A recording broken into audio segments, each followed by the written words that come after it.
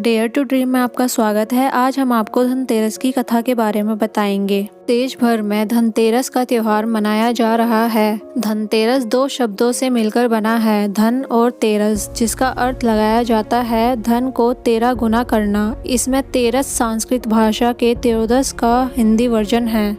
आज का दिन विशेष है और इसका हर एक पल शुभ है। जहाँ तक पूजा पाठ की बात है तो यह पर्व माँ लक्ष्मी और धन के देवता कुबेर को समर्पित है। सोने, चांदी और बर्तन की खरीदारी को शुभ और समृद्धि से जोड़कर देखा जाता है। इस दिन भक्त यमराज, धन के स्वामी भगवान कुबेर, आयुर्वेद के प्रणेता भगवान धन्वंतरी और माँ लक्ष्मी की पूजा पूरे विधि विधान से करते हैं। भगवान धन्वंतरी का जन्म भी इसी दिन होने के कारण वेद समाज धनतेरस को धन्वंतरी जयंती के रूप में भी मनाते हैं। भारतीय संस्कृति की बात करें तो यहाँ त्योहारों में पौराणिक कथाओं का विशेष महत्व है। धनतेरस भी ऐसा ही पर्व है। दीपावली से ठीक 2 दिन पहले मनाए जाने वाले इस त्योहार का संबंध माँ लक्ष्मी से है। इसके अगले दिन छोटी दीपावली और फिर दीपावली को देश में धूमधाम से मनाया जाता है। पौराणिक कथाओं में माँ लक्ष्मी को धन और संपदा की देवी कहा गया है। कहते हैं कि उनकी कृपा जिन पर भी हो जाती है उन्हें इस संसार की सभी खुशियाँ मिलती है। तभी तो भक्त धूमधाम से माँ की पूजा अर्चना करते हैं। कहा जाता है कि धनतेरस के दिन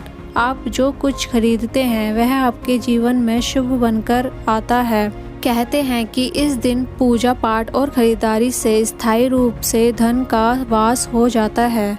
पौराणिक कथाओं की बात करें तो कहते हैं कि एक समय भगवान विष्णु मृत्यु लोक में विचरण करने के लिए आ रहे थे। लक्ष्मी जी ने भी साथ चलने का आग्रह किया। विष्णु जी बोले, यदि मैं जो बात कहूँ वैसा ही मानो तो चलो। लक्ष्मी जी ने स्वीकार किया और भगवान विष्णु लक्ष्मी जी सहित भूमंडल पर आए। कुछ देर बाद एक स्थान पर भगवान विष्णु लक्ष्मी से बोले, जब तक मैं न आऊँ तुम यहाँ ठहरो, मैं दक्षिण दिशा की ओर जा रहा हूँ। विष्णु के जाने पर लक्ष्मी जी को विचार उत्पन्न हुआ कि आखिर दक्षिण दिशा में क्या है जो मुझे मना किया गया है और भगवान स्वयं दक्षिण में क्यों गए। कोई रहस्य जरूर है। लक्ष्मी जी से रहा न गया। जैसे ही भगवान ने राह पकड़ी वैसे ही माँ लक्ष्मी भी पीछे पीछे चल पड़ी। कुछ ही दूर पर सरसों का खेत दिखाई दिया। वह खूब खिला हुआ और लहलहा रहा था। वह उधर ही चली गई। सरसों की शोभा से मुग्ध हो गई और उसके फूल तोड़कर अपना श्रृंगार किया और आगे चली। आगे गन्ने का खेत खड़ा था। लक्ष्मी जी ने गन्ने लिए और रस चूसने लगी। उसी क्षण विष्णु जी आए तो भगवान विष्णु की आंखों में आंसू थे और भगवान विष्णु ने माँ लक्ष्मी को कहा कि कभी भी किसी से बिना पूछे उसका कुछ भी नहीं लेना चाहिए और साथ ही अपना वचन भी याद दिलाया। माँ लक्ष्मी को अपनी भूल का पता चला तो उन्होंने भगवान से इस भूल की माफी मांगी। तो भगवान विष्णु ने कहा कि तुमने जो भूल की है उसकी सजा तुम्हें जरूर मिलेगी। जिस माली के खेत में तुमने बिना पूछे फूल तोड़े हैं यह एक प्रकार की चोरी है। अब तुम उस किसान की 12 वर्ष तक सेवा करो, इसे सजा के रूप में स्वीकार करो। ऐसा कहकर भगवान उन्हें छोड़कर क्षीर सागर चले गए। लक्ष्मी किसान के घर रहने लगी। वह किसान अति दरिद्र था। लक्ष्मी जी ने किसान की पत्नी से कहा कि तुम स्नान कर पहले इस मेरी बनाई देवी लक्ष्मी का पूजन करो, फिर रसोई बनाना, तुम जो मांगोगी मिलेगा। किसान की पत्नी ने लक्ष्मी के आदेश अनुसार ही किया। पूजा के प्रभाव और लक्ष्मी की कृपा से किसान का घर दूसरे ही दिन से अन्न, धन, रत्न, स्वर्ण आदि से भर गया और लक्ष्मी से जगमग होने लगा। लक्ष्मी ने किसान को धन धान्य से पूर्ण कर दिया। किसान के 12 वर्ष बड़े आनंद से कट गए। 12 वर्ष के बाद लक्ष्मी जी जाने के लिए तैयार हुई। विष्णु लक्ष्मी जी को लेने आए तो किसान ने उन्हें भेजने से इनकार कर दिया। किसान ने लक्ष्मी का आंचल पकड़ा और बोला कि मैं तुम्हें जाने नहीं दूंगा। तब भगवान ने किसान से कहा कि इन्हें कौन जाने देता है, यह तो चंचल है, कहीं ठहरती ही नहीं है, इनको बड़े बड़े नहीं रोक सके। इनको मेरा शाप था जो कि 12 वर्ष से तुम्हारी सेवा कर रही थी। तुम्हारे 12 वर्ष सेवा का समय पूरा हो चुका है। किसान हठ पूर्वक बोला कि नहीं, अब मैं लक्ष्मी को कहीं नहीं जाने दूंगा। तब लक्ष्मी जी ने कहा, हे किसान, तुम मुझे रोकना चाहते हो तो जो मैं कहती हूँ वैसा करो। कल तेरस है, मैं तुम्हारे लिए धनतेरस मनाऊंगी। तुम कल घर को लीपकर पोतकर स्वच्छ करना, रात्रि में घी का दीपक जलाकर रखना और सायंकाल में पूजन करना और एक तांबे के कलश में रुपए भरकर मेरे निमित्त रखना। मैं उस समय कलश में निवास करूंगी, किंतु पूजा के समय मैं तुम्हें दिखाई नहीं दूंगी। मैं इस दिन की पूजा करने से वर्ष भर तुम्हारे घर से नहीं जाऊंगी। मुझे रखना है तो इसी तरह प्रतिवर्ष मेरी पूजा करना। यह कहकर वह दीपकों के प्रकाश के साथ दसों दिशाओं में फैल गई। अगले दिन किसान ने लक्ष्मी के कथा अनुसार पूजन किया। उसका घर धन धान्य से पूर्ण हो गया।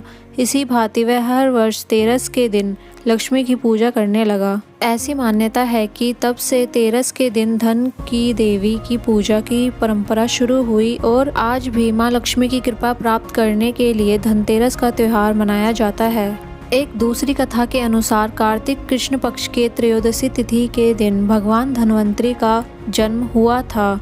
वे अमृत मंथन से उत्पन्न हुए। जन्म के समय उनके हाथ में अमृत से भरा कलश था। धन्वंतरी ने कलश में भरे हुए अमृत से देवताओं को अमर बना दिया। धन्वंतरी के उत्पन्न होने के 2 दिन बाद देवी लक्ष्मी प्रकट हुई। इसीलिए दीपावली से 2 दिन पहले धनतेरस का त्योहार मनाया जाता है। शास्त्रों के अनुसार भगवान धन्वंतरी देवताओं के वेद हैं।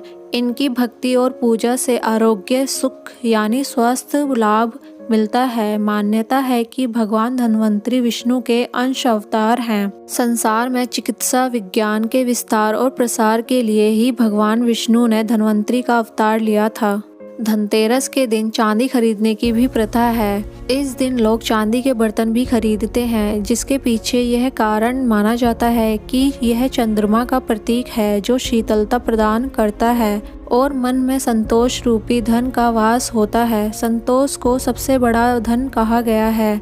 जिसके पास संतोष है वह स्वस्थ है, सुखी है और वही सबसे धनवान है। भगवान धन्वंतरी जो चिकित्सा के देवता भी हैं, उनसे स्वास्थ्य और सेहत की कामना के लिए संतोष रूपी धन से बड़ा कोई धन नहीं होता है। लोग इस दिन ही दीपावली की रात लक्ष्मी गणेश की पूजा हेतु मूर्ति भी खरीदते हैं। धनतेरस के दिन भगवान को प्रसन्न करने के लिए बर्तन खरीदा जाता है। देश के सभी छोटे बड़े बाजारों में बर्तनों की दुकानें सस्ती हैं और लोग अपनी क्षमता के अनुसार बर्तन खरीदते हैं। ऐसी मान्यता है कि इस विशेष अवसर पर आप जिन वस्तुओं की खरीदारी करते हैं उनमें 13 गुना वृद्धि होती है। एक अन्य कथा के अनुसार यम की पूजा का भी विधान है। धनतेरस की शाम घर के बाहर मुख्य द्वार पर और आंगन में दीप जलाने की प्रथा भी है। इस प्रथा के पीछे एक लोक कथा है। कथा के अनुसार किसी समय में एक राजा थे जिनका नाम हेम था। देव कृपा से उन्हें पुत्र रत्न की प्राप्ति हुई। ज्योतिषियों ने जब बालक की कुंडली बनाई तो पता चला कि बालक का विवाह जिस दिन होगा उसके ठीक 4 दिन के बाद वह मृत्यु को प्राप्त होगा। राजा इस बात को जानकर बहुत दुखी हुआ और राजकुमार को ऐसी जगह पर भेज दिया जहाँ किसी स्त्री की परछाई भी ना पड़े। देवयोग से एक दिन एक राजकुमारी उधर से गुजरी और दोनों एक दूसरे को देखकर मोहित हो गए और उन्होंने गंधर्व विवाह कर लिया। विवाह के पश्चात विधि का विधान सामने आया और विवाह के 4 दिन बाद यमदूत उस राजकुमार के प्राण लेने आ पहुँचे।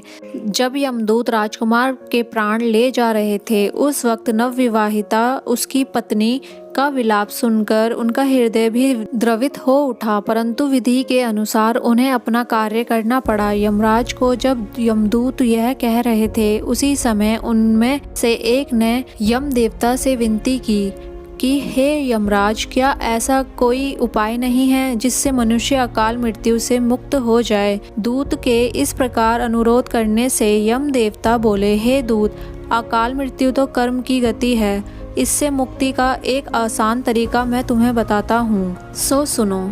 कार्तिक कृष्ण पक्ष की त्रयोदशी रात जो प्राणी मेरे नाम से पूजन करके दीपमाला दक्षिण दिशा की ओर भेंट करता है उसे अकाल मृत्यु का भय नहीं रहता है। यही कारण है कि लोग इस दिन घर से बाहर दक्षिण दिशा की ओर दीप जलाकर रखते हैं। धनतेरस पर विधि पूर्वक पूजा करने और दीप दान करने से अकाल मृत्यु से छुटकारा भी मिल जाता है। इसलिए भगवान यम की पूजा का भी विधान है। इसी के साथ ही आज हम आपसे विदा लेते हैं और अगर आपको ये कहानी अच्छी लगी हो तो हमारे चैनल को लाइक करें, शेयर करें और ऐसे ही और धार्मिक कथा कहानियाँ सुनने के लिए हमारे चैनल को सब्सक्राइब करें। Thank you so much.